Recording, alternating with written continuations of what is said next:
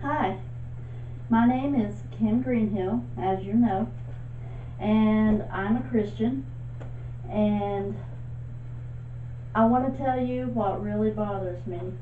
What really bothers me is what I see happening to God's most precious resource in America today, His children.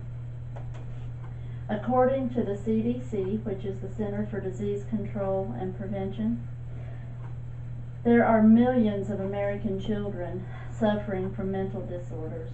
And this is from a report from covering the 2005 to 2011 time frame.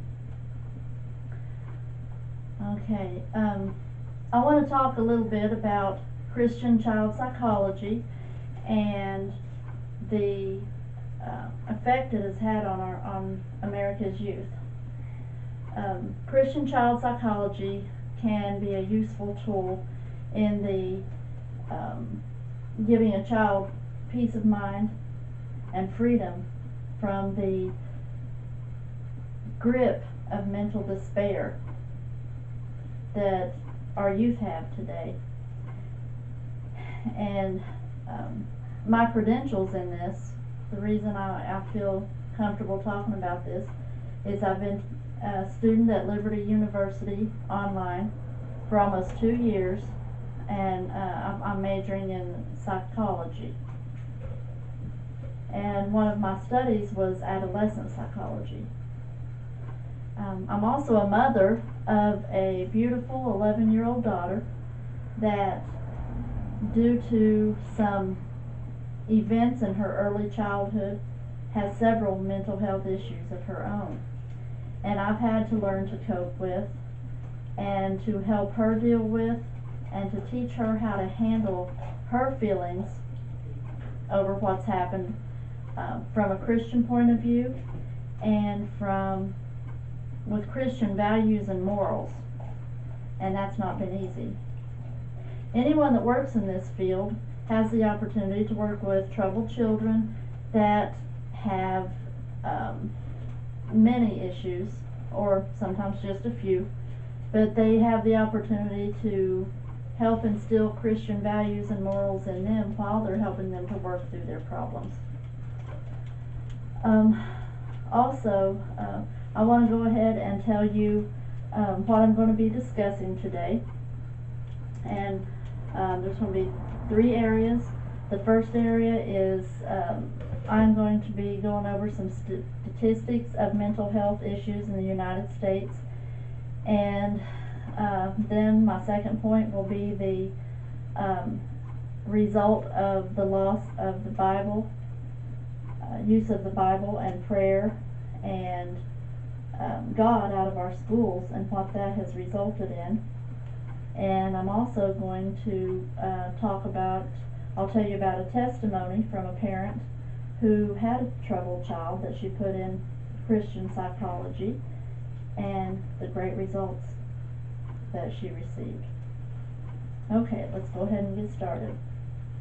Okay, like I said, the first point is the Children's Mental Health Report tells us that there are millions of children in America that suffer from mental disorders, and they range from mild depression to suicidal tendencies. And this is actually there's a report from the National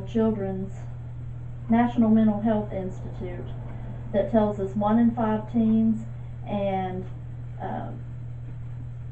approximately 28% of adolescents have suffered from depression at some point in their lives. And also there's a report that tells us that more teens and young people ages 5 through 24 have they suffer more from depression and suicidal tendencies then from chronic lung disease, stroke, pneumonia, birth defects, AIDS, heart disease, and influenza combined. And over 90% of them has mental disorders. Okay, and for my second point, the Bible and prayer was taken out of our schools in 1962 and 1963. And since then, there's been a rapid decline in the morals and Christian values of America's children. This has led to increased sexual activity and unwanted pregnancy in unwed girls ages 13 through 19. And this is from a report from the Health and Human Services Department. And also the FBI and the Department of Justice reports there was an increase in rape arrests in boys ages 13 to 18, and increased arrests in murder and attacks in boys and girls both ages 13 through 18. And assault as well. And that brings me to my third point.